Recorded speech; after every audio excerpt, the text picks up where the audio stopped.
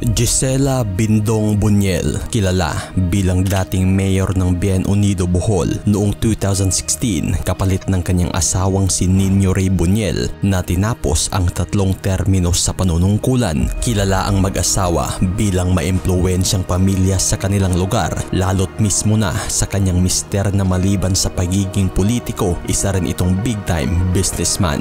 Ngunit sa likod ng tila matulungin at masayang pagsasamahan ng mag-asawa kung saan pareho itong nasa mundo ng politika, isang madilim na tukso na pala ang talagang babalot sa kanila na humantong sa isang kahindik-hindik na krimen.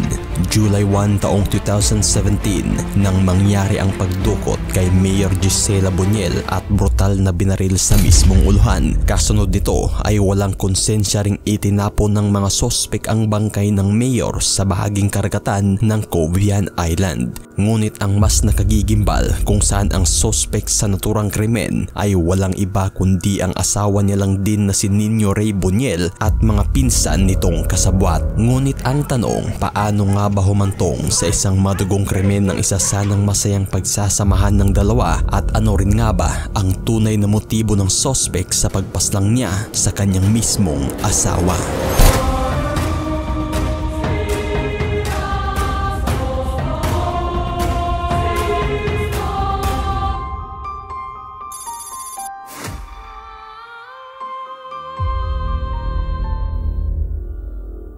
Bago pa man natin tatalakayin ang naging mapait na tadhana ni Mayor Gisela Bindong Buñuel, alamin na muna natin kung ano nga ba ang buhay nito bago pumasok sa mundo ng politika. Taong 1977, buwan ng Mayo Pizza 21, araw nang ipinanganak si Gisela Zambrano Bindong sa siyudad ng Iligan, hilagang bahagi ng Mindanao. Si Gisela ay nagmula sa isang pamilyang may kakayahan kung saan halos piloto ang propesyong mayroon ng pamilya nito. Kung kaya't mula kabataan, naging pangarap na ni Gisela na balang araw ay maging isa rin siyang piloto. Bagay na upang mabigyang katuparan ang pangarap na ito, pumasok siya sa Aeronautical Technical School sa Cebu kung saan matagumpay itong nagtapos sa kurso at naging ganap na piloto. Bagamat nakaranas man ng diskriminasyon si Gisela mula sa kapwa mga lalaking piloto sa kadahilanan na hindi karaniwan sa babae ang ganitong propesyon, tiyak hindi ito naging hadlang para maabot niya ang industriyang pinangarap. Bagay na mas naging daan pa ito kung saan tumunog ang kanyang pangalan sa naturang industriya nang maging kauna-unahang babaeng piloto sa kasaysayan ng AirAsia Philippines.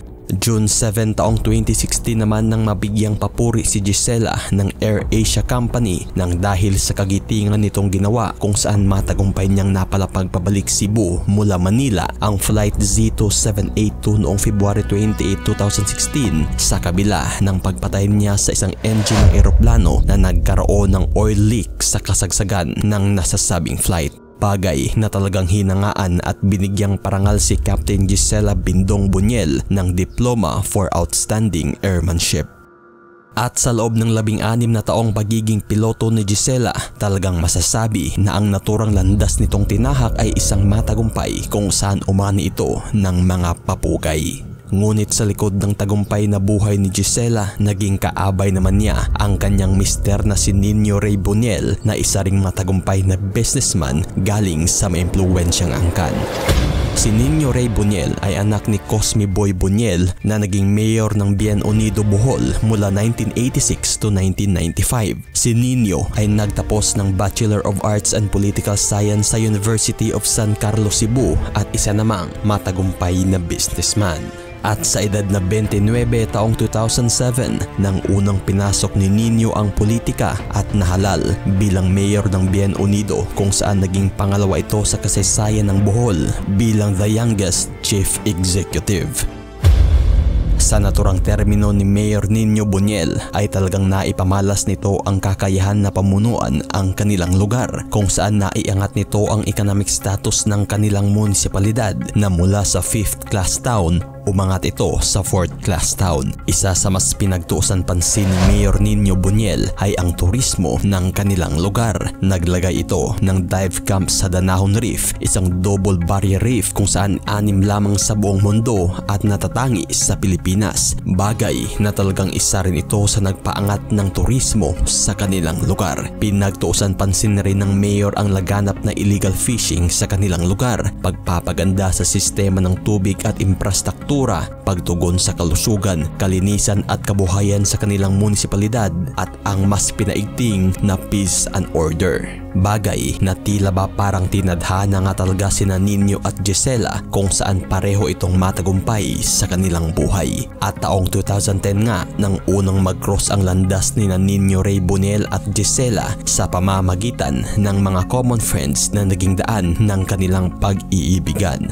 At kalaunay taong 2012 nang magpakasal ang dalawa sa isang exclusive civil wedding matapos mapag-alamang nagdadalang tao na pala si Gisela. At sa pagulong ng panahon taong 2015 nang tuluyan na ring kinasal sina Nino at Gisela sa simbahan kung saan nabiyayaan ito ng isang lalaking anak. Ang mag-asawang Boniel ay talagang nakitaan ng isang promising political career. Ito'y dahil na rin sa kanilang good credentials. At kalaunan nga'y taong 2016, tumakbo sa politika si Gisela Boniel kung saan pumalit ito sa kanyang asawa sa pwestong mayor. Ito'y matapos ang 3 termino. Bagay na talagang hindi nabigo ang naging unang sabak ni Gisela sa politika kung saan sinuportahan ito at naipanalo ang tinakbuhang posisyon. Sa naturang panunungkulan ni Mayor Gisela, naging prioridad dito ang pagpapalawak ng turismo sa lugar, mas pinabuti na serbisyong pangkalusugan, edukasyon at pangkabuhayan.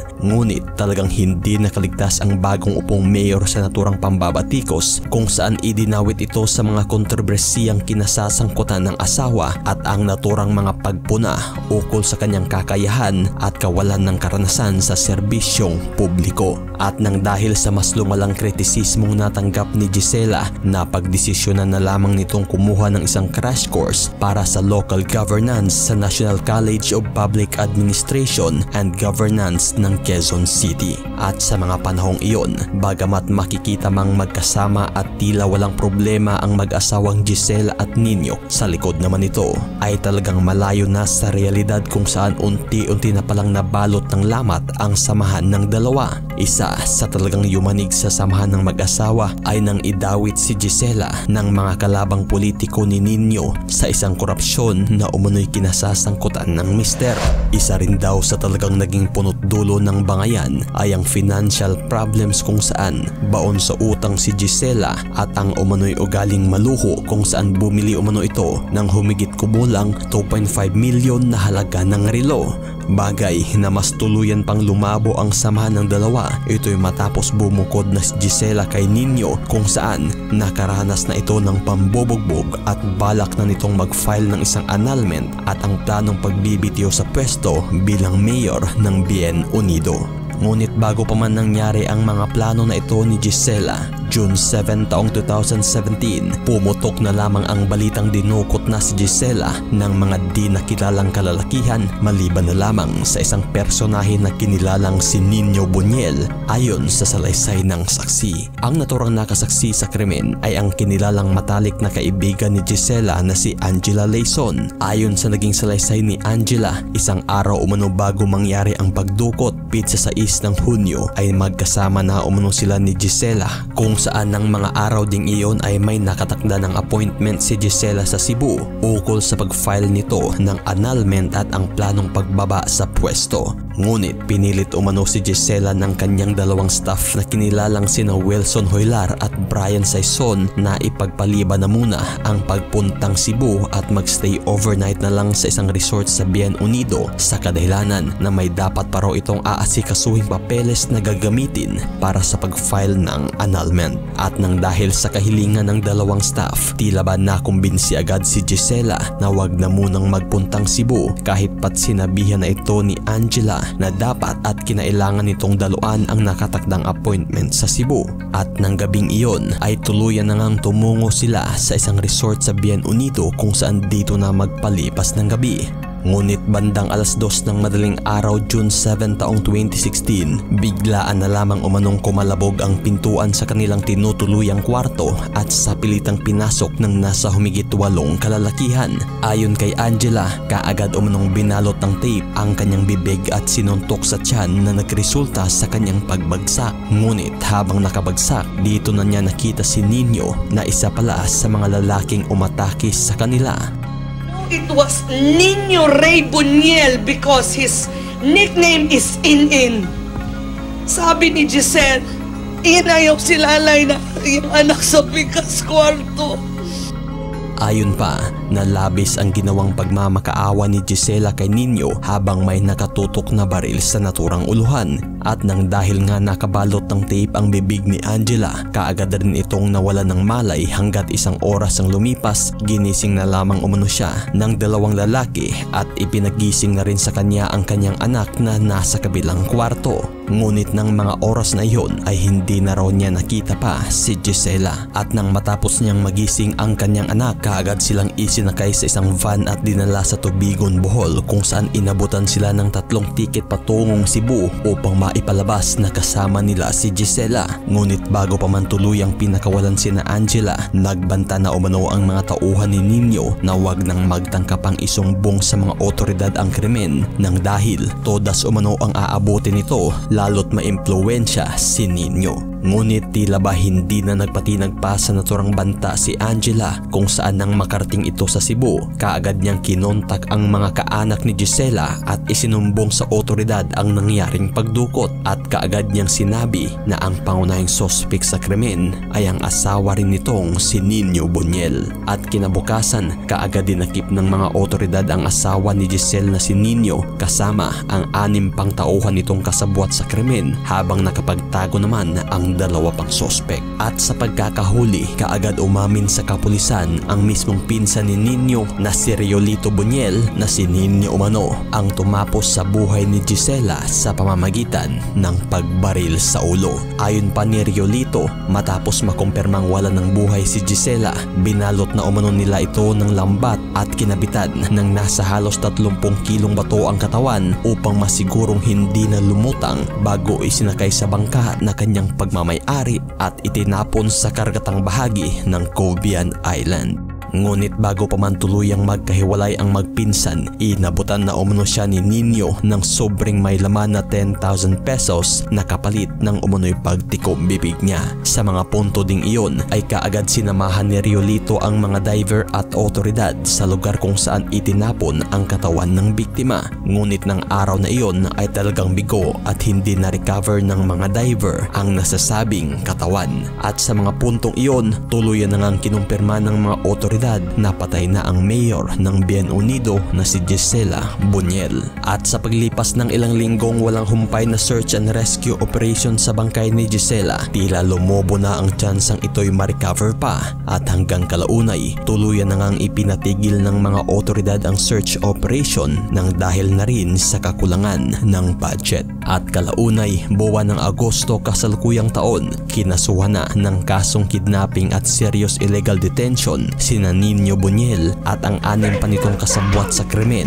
Ngunit sa ginawang sworn affidavit ni Nino, nanindigan itong buhay pa si Gisela at umano'y nagtatago lamang sa publiko sa kadahilanan na lubog umano ito sa utang. Nakasad rin sa naturang dokumento ang umano'y third party na mata sa mata umano niyang nasaksihan kung kaya't napagdesisyonan na lamang umano nilang mag-file ng isang annulment. Ngunit tila ba hindi naging kapani-paniwala ang naging salaysay ni Nino Buniel kung saan mas malakas ang nakalap na ebidensya ng mga otoridad na magdidiin sa mismong sospek. At sa naturang pag-usad ng kaso ay talagang pilit pa ring itinanggi ng sospek na siya ang utak ng krimen kahit pat nahaharap na ito sa kasong parricide, kidnapping at serious illegal detention. Ngunit 5 taon nang lumipas mula nang mangyari ang krimen taong 2022, tuluyan na ring nag-plead guilty si Nino Boniel sa kasong homicide. Ito'y matapos gumawa ng plea deal si Private Prosecutor Ligutan na ibababa ang parusa nito kapalit ng pag-amin sa pagpaslang niya kay Gisela na talagang kinagat rin ito ng naturang akusado. Bagay na siyang ikinasaya naman ng pamilya ni Gisela ang naturang pag-plead guilty ng sospek kung saan sa wakas ay nabigyang hustisya na din ang pagkamatay ni Gisela. Matapos ang pag-amin ni Nino, kaagad ibinaba ng judge ang parusa na mula reklusyon perpetua ay naging 8 hanggang 14 na taong pagkabilanggo na lamang ang naturang parusa. Ngunit magtapos man ang naturang sentensyang ito, tiyak hindi pa rin makakalaya si Nino Boniel at mga kasamahan nang dahil nakabinbin pa rin ang iba pa nitong kaso kagaya na lamang ng kidnapping at serious illegal detention na isinampa ni Angela laban sa kanya.